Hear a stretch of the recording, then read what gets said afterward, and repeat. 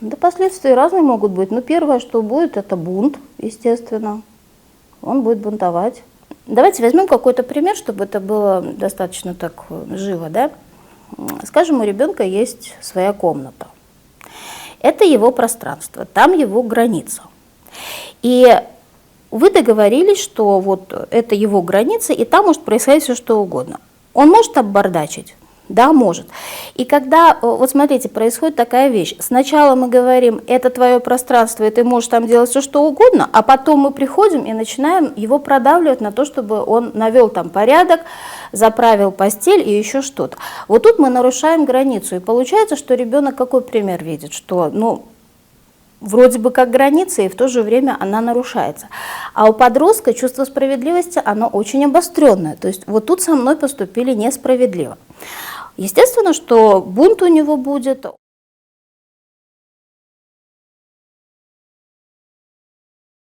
Вот это вот вмешательство, да, смотрите, здесь опять же исходим из честности.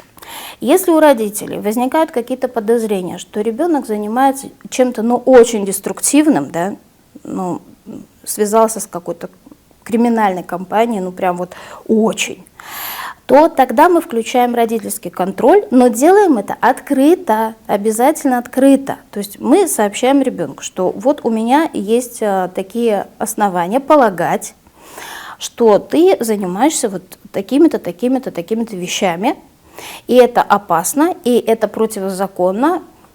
То есть мы поясняем и говорим, я сейчас включаю родительский контроль, там, не знаю, геолокацию на телефоне, родительский контроль за тем, что ты там смотришь, но это должно быть открыто. Не вот это вот подсматривание через щелочку, потому что ребенок все равно это вычислит. Но давайте честно себе признаемся, да, то, что касается гаджетов, они гораздо более продвинутее нас, поэтому обхитрить их и наблюдать за ними так, что он этого не заметит, вряд ли. Вот он за вами может так, чтобы вы не заметили.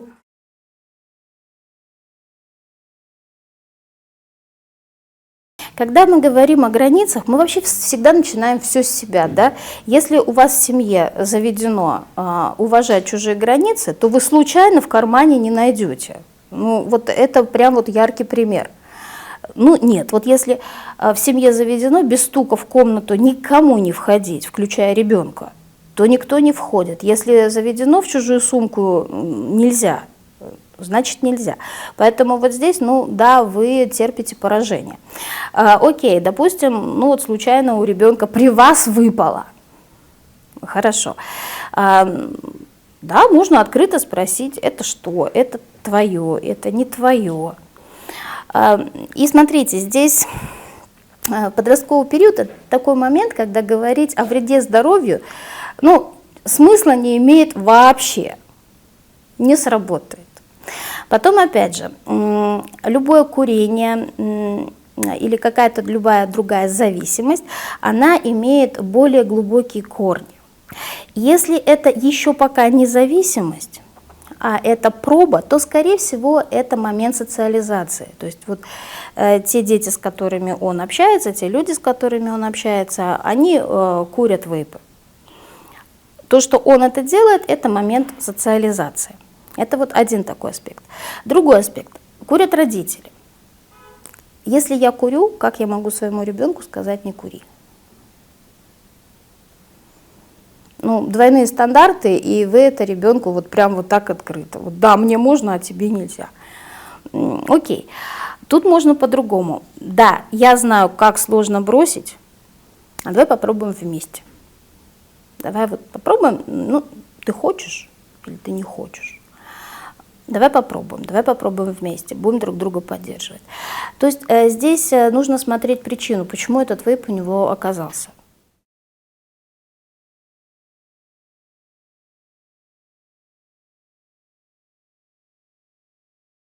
Экологичность в том и заключается, что человек может носить то, что ему нужно. Но это же никак на его безопасности не отражается по большому счету. Можно даже, если уж хотите выстроить какие-то очень доверительные отношения, да, и искренне, только если это искренне. Если не искренне, лучше не надо. Ну, не играйтесь вот в в демократию, не нужно в нее играться. Либо вы вот так, либо вы никак. Ну да, можете тоже сказать, ну, может, у вас там размер, или там, если это что-то такое просторное, да, а можно я померю?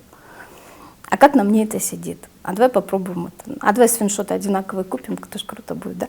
Но это если искренне идет, вот реально от души идет. Если нет, то лучше не надо, просто принимайте, ну да, такая мода. И, пожалуйста, вспомните себя в этом возрасте. Ну, это такой возраст, когда себя-то помнишь, это ж не 2 года. Вспомните себя, вспомните, как отличалась ваша одежда от одежды ваших родителей.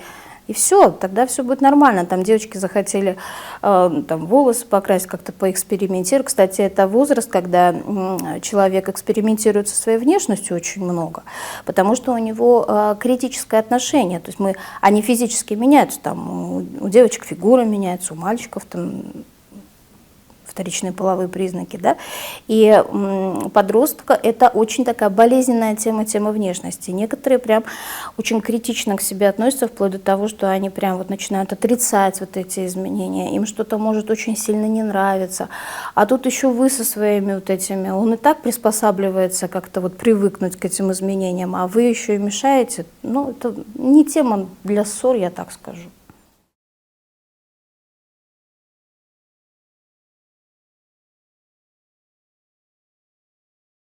Это опять же тот момент, когда ну, не нужно туда лезть, вот прям вот так. Если вы не видите там какой-то серьезной опасности, ну, скажем, давайте какой-то пример приведем. Да нет, это не тот. Вот если вы знаете, что мальчик, допустим, с которым встречается эта девочка, вы точно знаете, что он занимается криминалом. Да, вот это тот момент, когда надо сказать, окей, хорошо, но я включаю контроль. То есть ты выбрала, это твой выбор, хорошо, я уважаю, но зная, чем занимается этот человек, я не могу сейчас пустить это на самотек, потому что я понимаю, что ты можешь быть втянута в криминал, даже не успев этого понять. Вот сейчас я включаю контроль. Вот в этой ситуации, да, но опять же, показать, что я хочу обезопасить тебя, а не давать оценку этому парню, что он такой-сякой, нет, ему оценку мы не даем, мы говорим о контроле.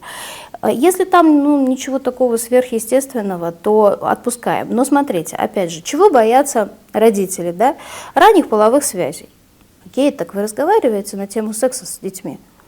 Не можете сами, отведите к психологу, потому что, ну, я знаю, что некоторые родители даже сейчас, в 21 веке, не могут говорить об этом со своими детьми. Не получается у них. Там они краснеют, бледнеют, трясутся, ну, не могут. Но отведите к психологу, позвоните, запишитесь, скажите, вот конкретно на эту тему, пожалуйста, поговорите. Я не могу. Разговаривайте, говорите о гигиене, говорите о контрацепции, говорите об этом открыто, спокойно. И тогда больше гарантий того, что все будет хорошо. И вообще о сексе нужно говорить очень спокойно, не нужно демонизировать эту тему, не нужно ее делать такую какую-то таинственность вокруг нее, вот этот вот шлейф. Не надо. Объясняйте ребенку, что это такой же вид отношений, как и все остальные. То есть бывают там дружеские отношения, бывают отношения дети, родители. Секс – это тоже проявление взаимоотношений. Если это уже взрослый человек, то мы как бы увидели и увидели. Окей. А если это помладше ребенок, то мы тоже садимся и объясняем, что, понимаешь, это кино, это индустрия.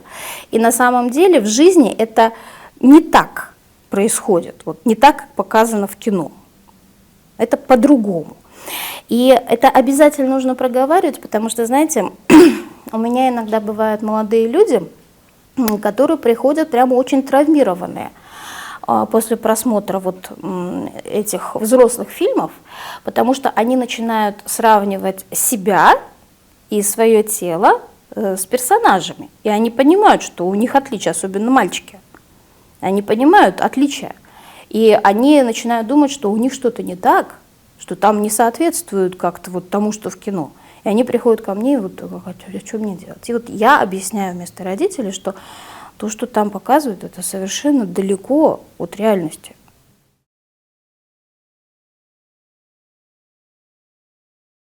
Вообще ничего брать чужого без разрешения нельзя. Мы этому учим своих детей, и естественно, что мы должны следовать этому самостоятельно тоже.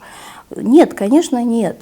Если вы хотите включить контроль над тем, что он смотрит, значит, объявляйте об этом ребенку. Я включаю родительский контроль, чтобы видеть, что ты там смотришь, потому что я вижу в тебе какие-то изменения. И да, меня это тревожит.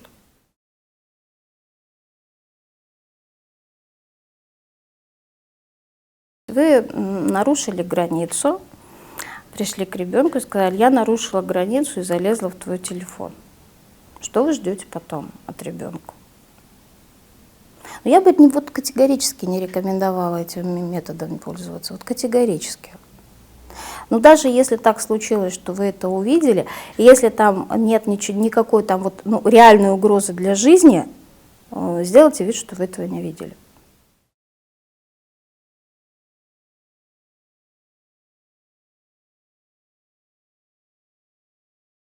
Подростковый период – это такой период, когда он одной ногой уже во взрослой жизни, а другой ногой он еще в детстве.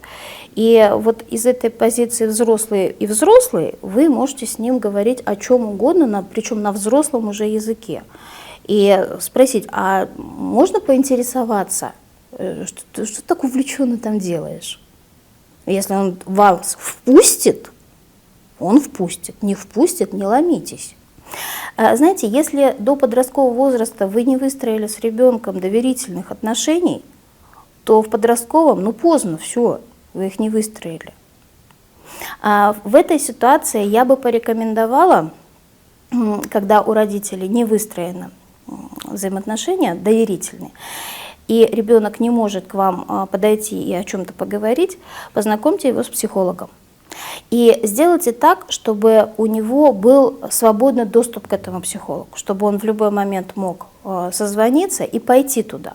И еще, вы знаете, даже когда есть доверительные отношения, все равно лучше, если какой-то у ребенка будет свой какой-то психолог. Почему? Потому что иногда подросток не рассказывает нам о чем-то не потому, что он нам не доверяет, а потому что он нас оберегает. Вспомним себя, да, мы какие-то вещи скрывали от родителей не потому, что нас поругают, а потому что мы оберегали психику наших родителей. А психолог, он, какая-то тетенька, которая проявляет эмпатию, но ее так трясти не будет от этих новостей. И с ней можно поговорить, и это взрослый человек.